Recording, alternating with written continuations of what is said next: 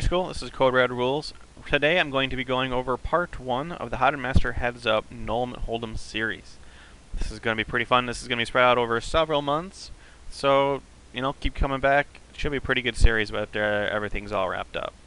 Right, so first off, before we get into any nitty-gritty, why should you play Hedzup over 6 max or full ring? Personally, I feel like it improves the handwriting ability tenfold. Anybody who starts to play it or even plays it for a significant amount of time. It probably took me about a month to get comfortable with everything going on, playing it every day. And then after that, I felt like it just vastly improved my handwriting ability of all my other games that I played too, in terms of like full ring or even 6 max or whatever. I mean, it just makes those other games seem really much easier. That's because Hedzup is pretty hard. Another reason why we should play Hedzup is that you guys can actually choose who you play any given time. Right? You don't have to sit there and play everybody until somebody busts or until you lose a stack. Right? If you want to play somebody, then you just stop playing them. You don't need a rhyme or a reason, so that's pretty good about that. You get to another reason why is that you get to play just so many more hands. I'm not talking about like number of hands per hour in terms of like hands dealt to you, but rather, I guess that is the case too on a per table basis. You play more hands, but you're able to just see a lot more flops. And if you just love the action, if you're an action junkie, then Hedzup is up for you because there's a lot of gamble involved if you really want to take them. But then again, at the same time, you don't really have to either.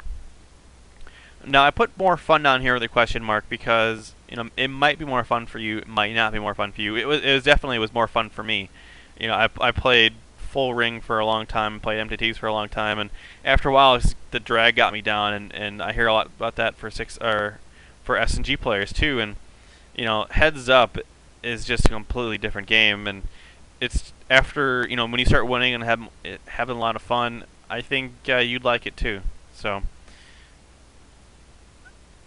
I have to say that when I first started playing Hedzup, I actually thought I would have to forget what I've learned previously in full ring, in terms of like forgetting poker knowledge and stuff. But it's almost the exact opposite. That you're going to use a lot what you've learned in 6 max and full ring, although you will have to play a much different style of game than what you're used to. And that's kind of why I'm assuming that when you're watching this video, or if you're trying to learn Hedzup, that you're already going to have an intermediate skill level, either 6 max or full ring Nullimet Hold'em. I don't plan on covering many of the definitions as I have in previous How to Master lecture series. Maybe I'll come out in the future and do a beginner's guide to Hedzup. But for right now, I'm going to assume that you guys kind of know what a C-bet is, and kind of maybe even what hands a 2-barrel along those lines. Because in reality, you guys can't even play like 15 or Hedzup cash until you get to 15L bankroll levels, just because that's really that's the lowest cash game on any site today is 15L limit cash games. So let's go over some bankroll requirements here real quick. I was talking to you before. Hedzup is a very high variance game. I mean, you can expect daily swings of 5 or more buy-ins, including 10 buy-ins. I've had a couple minus 10 buy-in swings, and then after you have that happen, you then gain 10 buy-ins. I mean, and you can have that go day after day. So you need to have a lot of buy-ins, especially if you're playing more than one table. The number of buy-ins you actually need will depend on your win rate, and also what kind of games are you playing. If you're playing against a lot of regs, then you're going to be needing a lot more of a bankroll, just because you're going to be losing a lot more often. It's going to be higher variance. The more tables you play will also increase that variance, and then how much are you willing to risk in terms of are you comfortable losing 10% of your bankroll in a day? I mean, if not, then you should be having more buy-ins than what I recommend here. I was thinking about this in my head, and I'd have to say, to play Hedzup, you're going to need like 50 buy-ins per table. If you're going to be playing one table at a time, then certainly $2,500 for 15L is a good starting point. Same thing for 100L. For if you have $5,000 or taking 2 tables of 15L. Now, as I was saying before, I expected you guys to have some kind of intermediate skill level, and to have $2,500 or $5,000 in your bankroll, you probably have passed that skill level and required to start playing this game. So if you have $2,500 or $5,000 in your bankroll, then you can start playing, heads up, and I would feel comfortable you doing so. And there is going to be a learning curve involved, regardless of what game that you play. So don't be too offended by that. If you don't have the bankroll though, and you're trying to still want to play heads up, then you can always play the heads up SNGs. The concepts between cash and SNGs are very similar, and it's actually a good place for you to learn experience and get your ranges down and stuff. And on PokerStars, you can go as low as $2 for your heads up SNGs. I played most of my heads up SNGs on Absolute Poker with the 30% rake back, so because you don't really pay all that much rake in heads up, which is pretty nice, but at the same time you don't get much rake back either. So,